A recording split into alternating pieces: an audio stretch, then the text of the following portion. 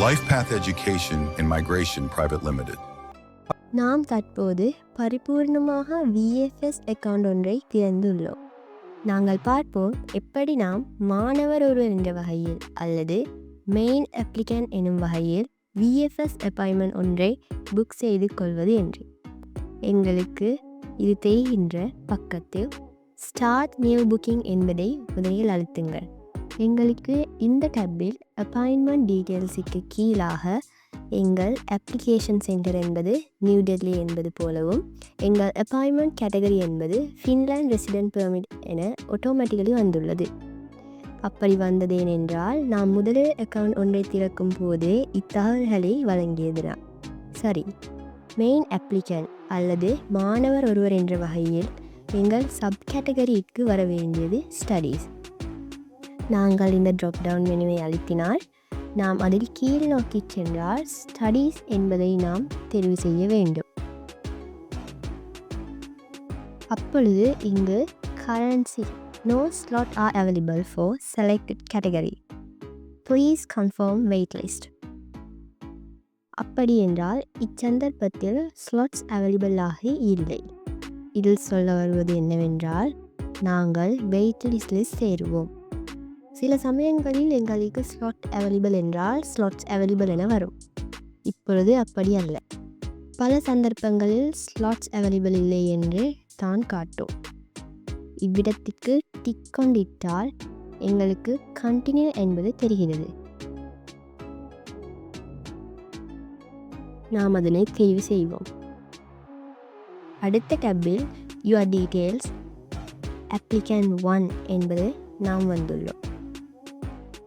இங்கு முதலாவதாக first name and last name என கேட்கப்பட்டுள்ளது. நாம் எங்கள் பாஸ்போர்ட்டில் உள்ள பெயரையே இங்கு வழங்க வேண்டும். பின்பு கரண்ட் நேஷனாலிட்டி என்பதற்கு ஸ்ரீலங்கா. இங்கு உங்கள் பாஸ்போர்ட் நம்பர் மற்றும் இங்கு உங்கள் பாஸ்போர்ட் எக்ஸ்பைரி டேட்டையும் வழங்க வேண்டும். கான்டாக்ட் நம்பருக்கு முதலில் எம் கண்ட்ரி கோட் என்ற வகையில் 94 மற்றும் எங்கள் தொலைபேசி இலக்கத்தை வழங்க வேண்டும். இங்கு நாம் முதலில் வழங்கிய இமெயில் அட்ரஸையும் மீண்டும் டைப் செய்ய வேண்டும். பின்பு நாம் மேலே கூறிய இத்தகவல்கள் யாவும் சரி என்றால் இங்கு சேவ் பட்டன் அவைலபிள் ஆகும். நாம் இதனை சேவ் செய்வோம். இங்கு யுவர் டீட்டெயில்ஸ் என்பதன் கீழ் ஃபர்ஸ்ட் அப்ளிகன்ட்க்கு எங்களை காட்டப்படுகிறது. அப்பொழுது இங்கு சர்வீஸ் ஃபீக்காக INR 1893 VFS சென்டர் எம்மிடம் சார்ஜ் செய்து எடுக்கிறது. இங்கு இந்த அப்ளிகேஷன் புக்கை இந்த அப்பாயின்மெண்ட்டை புக் செய்வதற்கு நாம் முதலில் கண்டினியூ வழங்கி நாம் எங்கள் பேமெண்ட்டை வழங்குவோம். இங்கு ஒன் டைம் பாஸ்வேர்டு ஒன்றை எமக்கு அனுப்புவதற்காக ஜெனரேட் செய்துள்ளது. அது வருவது எமது இமெயிலுக்காகும். நாம் இங்கு ஜெனரேட் OTP என ஆப்ஷனை வழங்குவோம். இங்கு ஒன் டைம் பாஸ்வேர்டை எமது இமெயிலுக்கு அனுப்பியிருக்கிறார்கள் என வந்துள்ளது. நாம் பார்ப்போம் எமது இமெயிலுக்கு வந்துள்ள பாஸ்வேர்டை.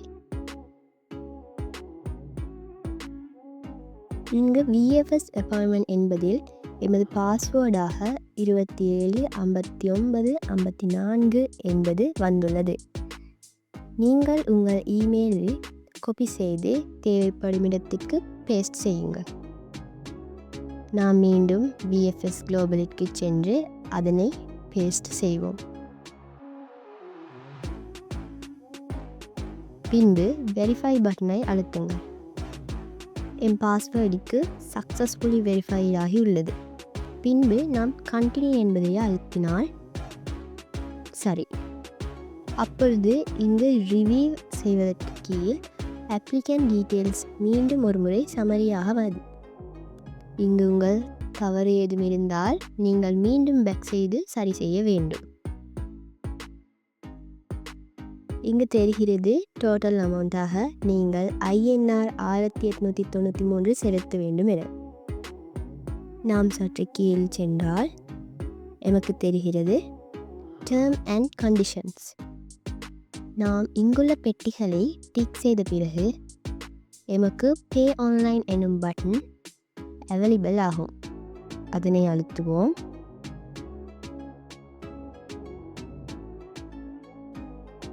பின்பு பேமெண்ட் டிஸ்கிளேருக்கு கீழாக எமக்கு இன்ஸ்ட்ரக்ஷன் சில தந்துள்ளார்கள். பேமெண்ட் கன்ஃபர்மேஷன், சக்ஸஸ்ஃபுல் பேமெண்ட் மற்றும் யூஸ்ஃபுல் டிப்ஸ் பற்றி. இவற்றை நன்றாக வாசியுங்கள். பின்னர் கண்டினியூ பட்டனை அழுத்துங்கள்.